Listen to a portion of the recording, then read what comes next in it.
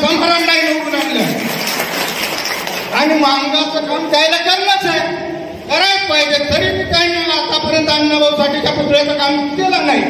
म्हणून मान त्या की तुम्ही काय करायला 10 वर्षासाठी, 10 वर्षापासून काय केलं तुम्ही, या प्रश्नाचं उत्तर द्या मला. आज 10 वर्ष झाले आम्ही तानाजी पाटलाला निवडून आणतो. आजचं 15वं वर्ष आहे साहेब, आम्ही तुमच्या पाठीशी आहे. आज रोजी या ठिकाणी आज अखिल भारतीय मतदार संघाचे अध्यक्ष सोपानरावजी रणबावळे खाली बसले आणि 1.5 दिवसाचे उभं बसले. हे काहीतरी पाहिजे.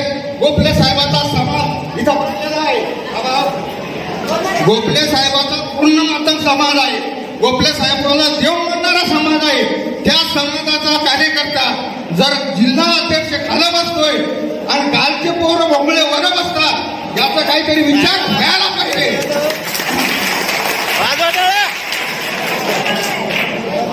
तरी मी आजही तानाजी पाटलाला मी स्वतःहून म्हणतो, जोपर्यंत त्या पुतळ्याचं काम होत नाही तोपर्यंत आम्ही तुम्हाला मतदान करणार.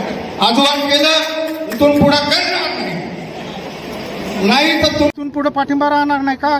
त्यांनी जर काम केलं, करतो म्हणले, समाजाला आश्वासित केलं तर त्यांना पाठिंबा राहील, नसता पाठिंबा राहणार नाही. पुढं जर आश्वासित केलं तर म्हणतो मी. त्यांनी 10 वर्षाच्या पूर्वी म्हटलं होतं की आम्ही अण्णाभाऊ साठेचा पुतळा तुमचा यशस्वीरित्या चांगला करू. त्यावेळेस पुतळा नव्हता, साधी जागा होती.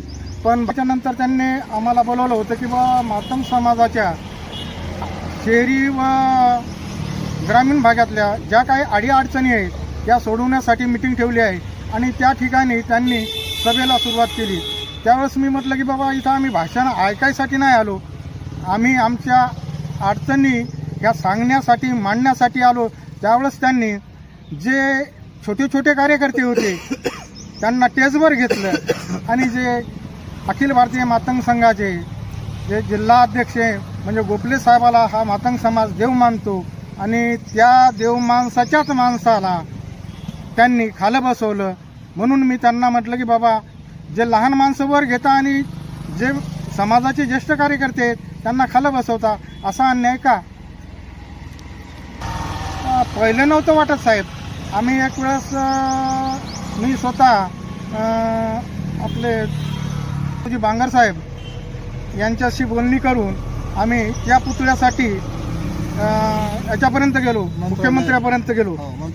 मुख्यमंत्र्याच्या तिथं गेल्याच्या नंतर पुढील कारवाई करण्यास आम्ही प्रस्ताव सादर केला आणि त्याच्यानंतर विचारला असता की बाबा आम्हाला किती आडवी आली म्हणले, त्याच्यामुळे हे पुतळ्याचं काम थांबलं, करता येत नाही.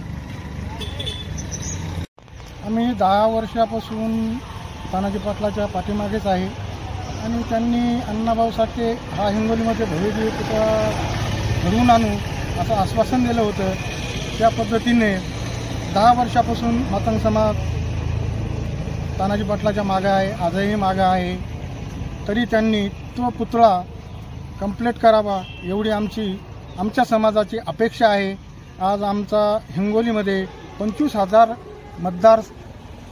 मतदान संख्या आहे मतदानाची. तरी बी त्यांनी याविषयी योग्य ती काळजी घ्यावी आणि समाजाला असं आश्वासित करावं की बा मी हे काम पूर्णत्वास नेऊन घालीन.